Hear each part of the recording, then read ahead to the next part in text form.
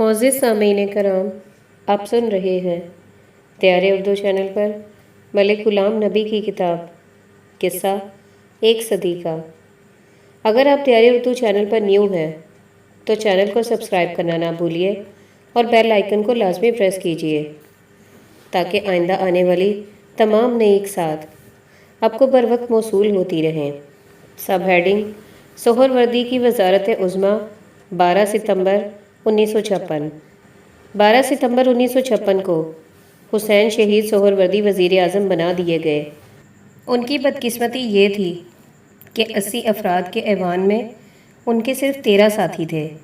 وہ کسی بھی وقت بغیر کسی نوٹس کے برطرف کیے جا سکتے تھے۔ میں نے ان سے کہا، اس ایوان میں آپ کی اکثریت نہیں ہے، آپ کے وزیر اعظم بننے سے قوم مایوس ہوگی، آپ قوم کی امیدوں کا سہارا ہیں، وہ سمجھتی ہے کہ آپ ہی وہ قائد ہیں جو پاکستان کو ایک نئی زندگی سے آشنا کریں گے۔ اگر یہ موقع بھی ہاتھ سے چلا گیا تو قوم کی امیدوں پر پانی پھر جائے گا اور وہ مایوسیوں کے اندھیروں میں ڈوب جائے گی۔ میں وزیر اعظم ہاؤس کراچی میں ٹھہرا ہوا تھا۔ عصر اور مغرب کے درمیان کا وقت تھا۔ میں اور بابا موجود تھے۔ اتنے میں نواب مشتاق احمد گورمانی آئے تو بابا نے ان سے کہا، نواب صاحب، مجھے افسوس ہے کہ آپ کو گورنری سے رخصت کر دیا گیا ہے۔ نواب صاحب بڑے اطمینان سے سلام و نیاز کے بعد ان کے کمرے سے چلے گئے۔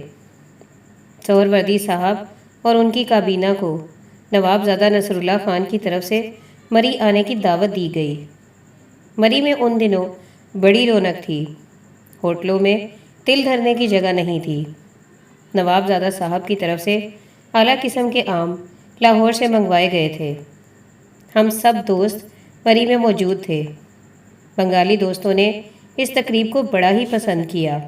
جب سہروردی صاحب لاہور میں ہوتے تو ممتاز محل ہوٹل کے مالک ممتاز بٹ اور شورش کاشمیری کی طرف سے راوی کے کنارے بارہ دری میں آموں کی پارٹی ہوتی تھی اور رات کے وقت اعلیٰ قسم کے کھانوں سے توازے کی جاتی تھی۔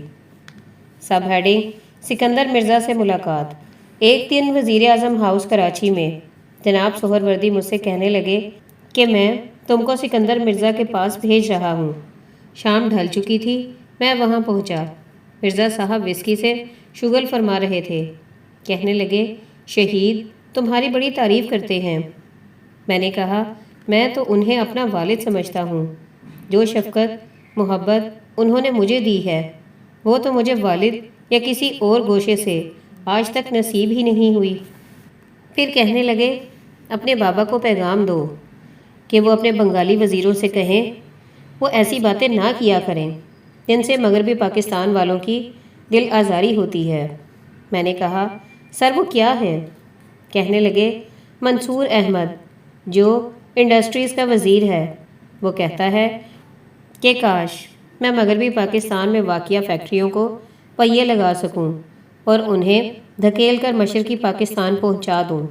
میں نے کہا، سر وہ جو کہنا چاہتا ہے وہ تو واضح اشارہ ہے کہ مشرقی پاکستان والے جو 56% ہیں وہ 50% پر رضامند ہو گئے ہیں۔ تحریک پاکستان میں جو کردار مشرقی پاکستان نے ادا کیا ہے وہ تو پاکستان کی تاریخ میں سنہری حروف سے لکھا جائے گا۔ وہ تو پاکستان کی تاریخ میں سنہری حروف سے لکھا جائے گا۔ اور پھر بنگالی اپنے سیاسی شعور میں مغربی پاکستان والوں سے کہیں آگے نظر آتے ہیں۔ انہوں نے تو انگریز کے غلام ہوتے ہوئے بھی بنگال کو تقسیم کر کے دکھا دیا تھا۔ یہ تو پرنس آف ویلز کے آنے پر اور ہندوؤں کے پرزور احتجاج پر پرنس آف ویلز کے آرڈر پر پھر سے ایک بنا دیا گیا تھا۔ کہنے لگے، یہ ٹھیک ہے جو تم کہہ رہے ہو، لیکن ایک بات یاد رکھو کہ مغربی پاکستان والے سہروردی کو بھی اپنا لیڈر تسلیم نہیں کریں گے اور نہ ہی انہیں مغربی پاکستان کی سیاست میں ہیرو بننے دیں گے۔ اس کے بعد میں نے اجازت چاہی اور واپسی پر جناب حسین شہید سہروردی کو مکمل متن سے آگاہ کیا۔ سب ہیڈنگ: سہروردی حکومت برخاست۔ 18 اکتوبر 1957۔ سہروردی صاحب نے جب یہ اعلان کیا کہ میں سکندر مرزا کو بتا دینا چاہتا ہوں کہ اسمبلی میں ان کی اکثریت ہے اور وہ ایوان میں اپنی پالیسیوں کا اعلان کریں گے۔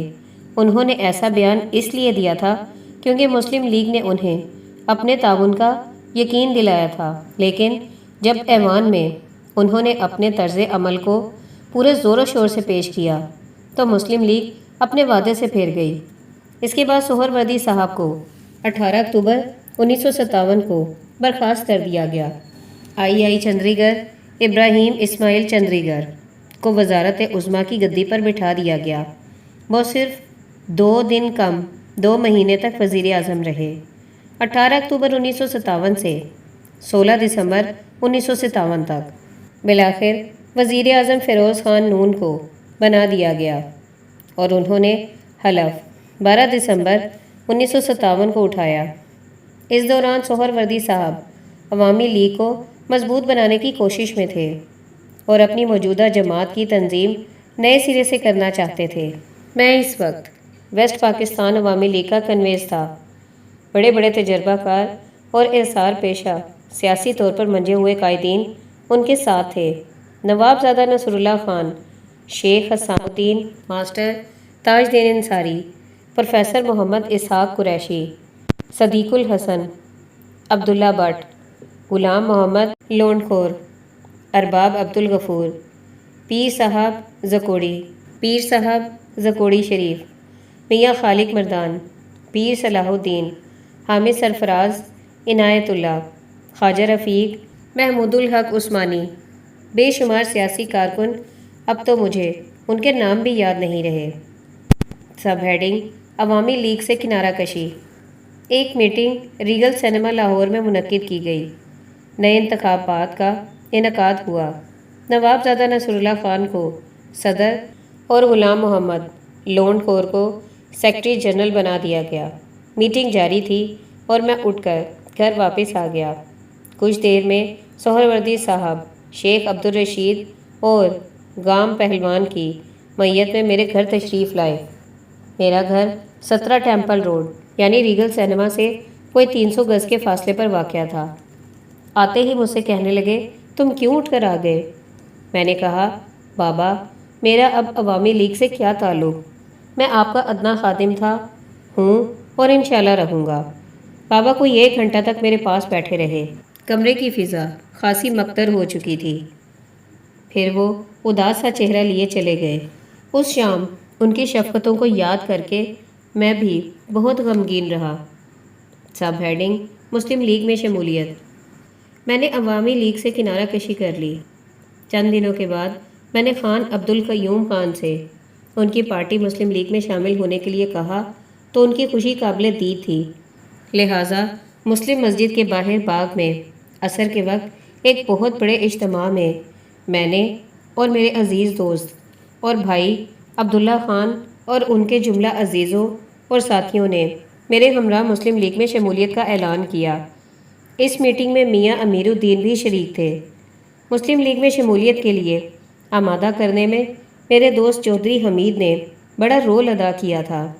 لوہاری گیٹ کے باہر ان کی پھولوں کی دکانیں تھیں۔ وہ کئی مرتبہ لاہور میونسپل کارپوریشن کے ممبر بھی منتخب ہوئے۔ اس ضمن میں رسالہ اقدام جو میاں محمد شفیع اور ممتاز احمد خان کی زیر ادارہ شائع ہوتا تھا نے ایک اداریہ میرے حق میں لکھا اور ٹائٹل پر میری پوری تصویر چھاپی۔ خان عبدالقیوم نے اب دورے شروع کر دیے تھے تاکہ مسلم لیگ کو پھر سے زندہ کیا جائے۔ میں خان صاحب کے 30 میل لمبے جلوس کے ساتھ تھا اور راستے میں مجھے 3 بار خطاب کرنے کا موقع ملا۔ ایک گجر خان، دوسرا دریائے جہلم کے کنارے، تیسرا گجرات۔ اس جلوس میں میاں محمد شفیع بھی میرے ساتھ تھے۔ راستے میں جہاں ٹھہرنا پڑتا تھا ہم دونوں اکٹھے ہی رہتے تھے۔ ایک رات میں مال روڈ لاہور پر واقع سول اینڈ ملٹری گزٹ کی بلڈنگ کے برآمدے کے ساتھ والے کمرے میں خان قیوم کے ساتھ بیٹھا تھا۔ یہ ان کا دفتر تھا۔ ان کی وکالت کا بورڈ بھی لگا ہوا تھا۔ نظر صاحب ان کے جونیئر وکیل تھے جو دفتر میں موجود رہتے تھے۔ وہ پاکستان مسلم لیگ کی ورکنگ کمیٹی کے نام پریس کو ریلیز بھیجنے والے تھے کہ یہ خبر آئی کہ ملک میں مارشل لا نافذ کر دیا گیا ہے۔ قوم کی بدقسمتی اور بدبختی کی انتہا ہو چکی تھی۔ ملک کے پہلے وزیر اعظم کو گولی کا نشانہ بنانے کے بعد سازشی عناصر نے کھل کر سامنے آنے کی ٹھان لی تھی۔ پہلا وار غلام محمد نے کیا، پھر سکندر مرزا قوم کی گردن پر سوار ہو گئے۔ دونوں حضرات سرکاری ملازم تھے۔ داد دیجئے کہ یہ اس قوم کے حکمران بنے جس نے قائد اعظم کی قیادت میں پاکستان حاصل کیا تھا۔ ان دونوں حضرات نے 7 سالوں میں 6 وزیر اعظم بنائے اور ان سب کو خود ہی سبکدوش کیا۔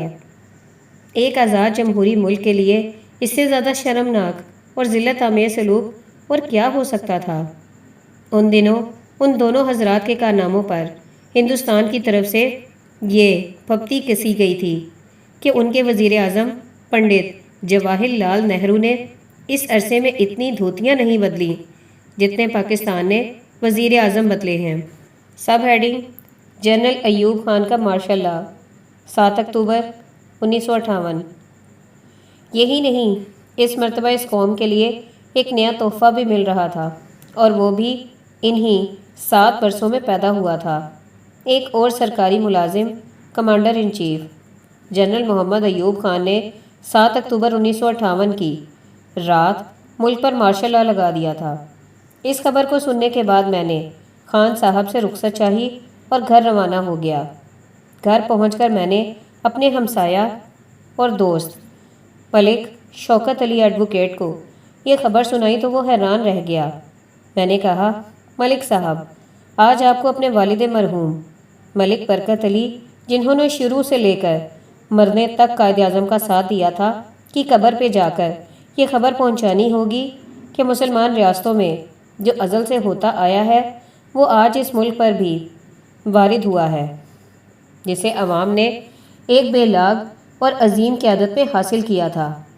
میں اگلی صبح جب حمید نظامی سے ملنے گیا تو انہوں نے مجھے دیکھتے ہی کہا کہ جس قیامت صغریٰ سے تم لوگ 1947 میں گزرے تھے، میرے لیے یہ اعلان اس قیامت سے زیادہ تلخ ہے۔ ایوب خان کا دور شروع ہو چکا تھا۔ جو اعلان اور بیانات سامنے آئے ان سے معلوم ہوا کہ ملک کا آئین ختم کر دیا گیا، تمام شہری ادارے معطل اور مفلوج کر دیے گئے، اسمبلیاں اور وزارتیں ختم کر دی گئیں، ہر حرکت قابل تعزیر جرم ٹھہری تھی، سیاسی پارٹیاں ختم، عدالتوں کے اختیارات واپس لے لیے گئے، سر اٹھا کر چلنا قابل گرفت قرار پایا۔ ایسے حالات پیدا کرنا ایک آمیر کی دلی خواہش ہوتی ہے۔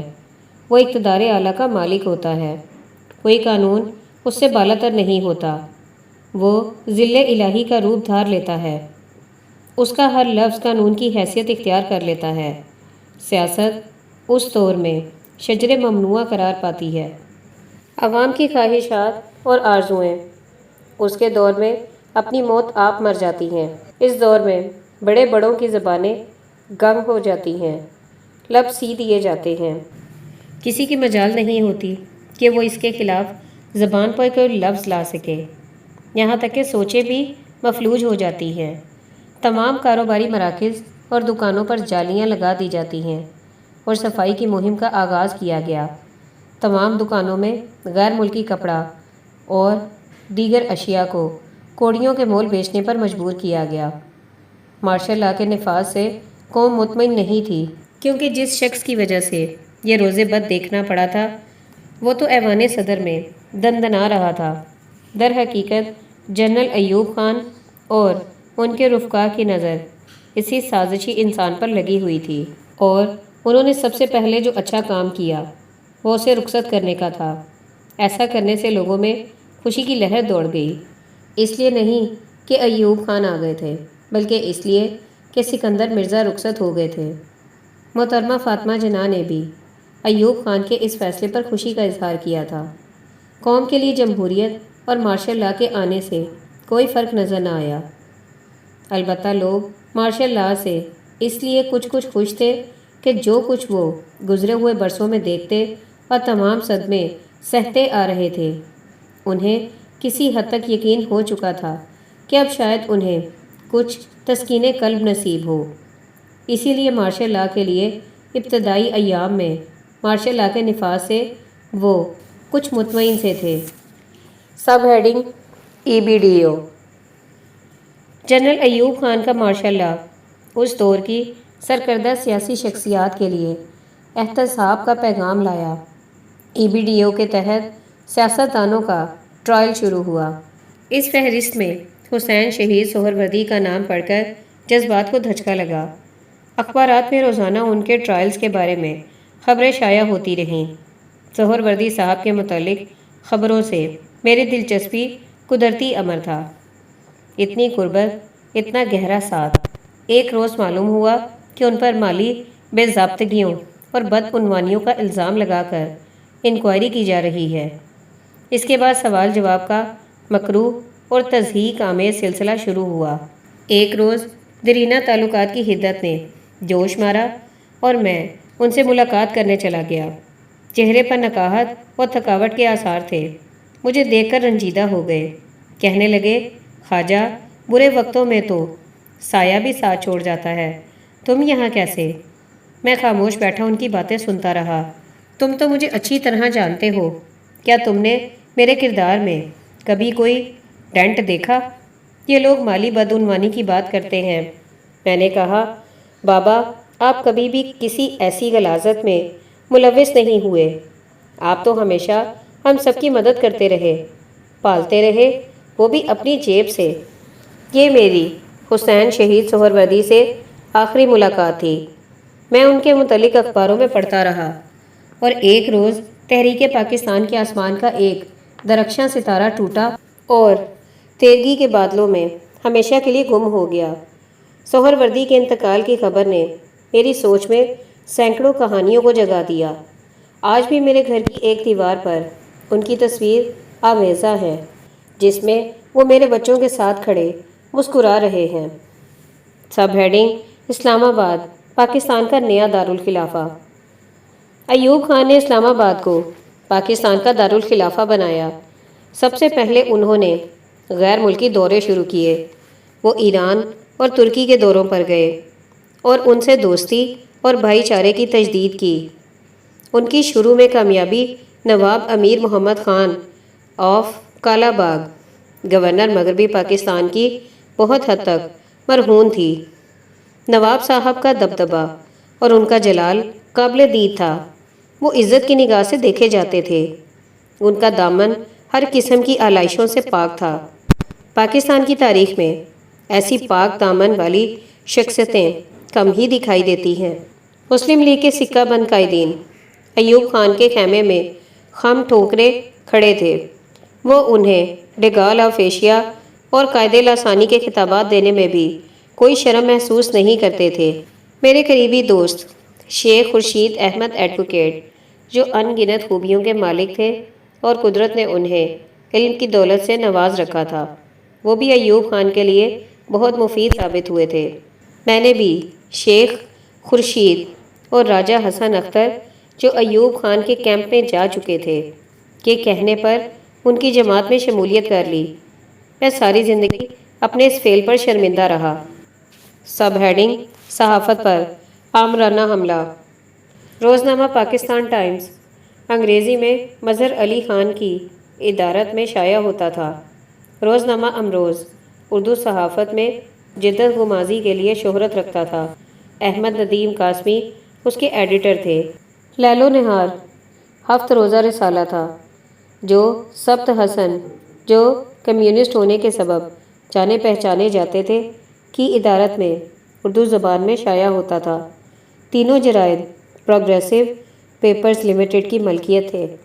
میاں افتخار الدین اس کمپنی کے سربراہ تھے۔ ایوب خان نے اپنے مشیروں کی تجویز پر پروگریسو پیپرز لمیٹڈ پر قبضہ کر لیا۔ اس طرح تین شاہکار جریدے حکومتی تحویل میں آ گئے اور صحافت کی آزادی پر اس کاری ضرب کا ماتم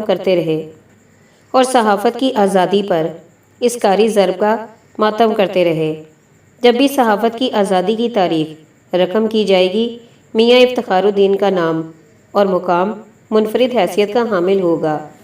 یہ امر بھی انتہائی قابل افسوس ہے کہ ایک فوجی آمر کے غلط اقدام سے یہ ملک پاکستان ٹائمز، امروز اور لیل و نہار جیسے عالی شان جرائد سے محروم ہو گیا۔ ان دنوں کو یاد کرتا ہوں جب صبح کے وقت سب سے پہلے پاکستان ٹائمز کا مطالعہ کیا کرتا تھا۔ اس پائے کے اداریے پڑھنے کو ملتے تھے کہ صحیح انگریزی درست پرنٹنگ سمندر کو کوزے میں بند کیے ہوتے تھی۔ مجھے اچھی طرح یاد ہے کہ CSS کی تیاری کرنے والے طلباء پاکستان ٹائمز کے اداریے پڑھنے کو اپنے نصاب کا اہم حصہ تصور کرتے تھے۔ امروز اخبار نے اردو صحافت میں نئی روش کا آغاز کیا، جس کا کریڈٹ مولانا چراغ حسن حسرت کی جدت پسندی کو جاتا ہے۔ وہ امروز کے پہلے ایڈیٹر تھے۔ ہفت روزہ لیل و نہار نے جلد ہی اپنی ادبی حیثیت کو منوایا۔ ادب کی تقریباً تمام اصناف پر مایہ ناز ادبی شخصیات اپنے مضامین، اشعار، مکالمے، افسانے اس رسالے میں شائع کرا کر فخر محسوس کرتی تھیں۔ فیض احمد فیض، احمد ندیم قاسمی، صوفی غلام مصطفیٰ تبسم، صفدر میر، ڈاکٹر وزیر آغا، سبت حسن جیسے اساتذہ کرام کے اسماء گرامی لیل و نہار کے اوراق کو زینت بخشتے تھے۔ میاں افتخار الدین جو اسمبلی کے ممبر تھے اور صحافت کے پیشے سے منسلک تھے، ایوب خان کے مشیروں کی نظروں میں کھٹکتے تھے۔ ان مشیروں کی عقل و فہم کا سوائے ماتم کے اور کیا کر سکتے ہیں کہ وہ جرائد ہر گھر ہر دفتر میں قارئین کے لیے صبح کا پیغام لے کر آتے تھے۔ ہمیشہ کے لیے ایک فوجی عامر کی مہربانی سے گمنامی اور رات کے اندھیروں میں گم ہو گئے۔ آج کی نسل ان تینوں جریدوں کے نام سے بھی واقفیت نہیں رکھتی۔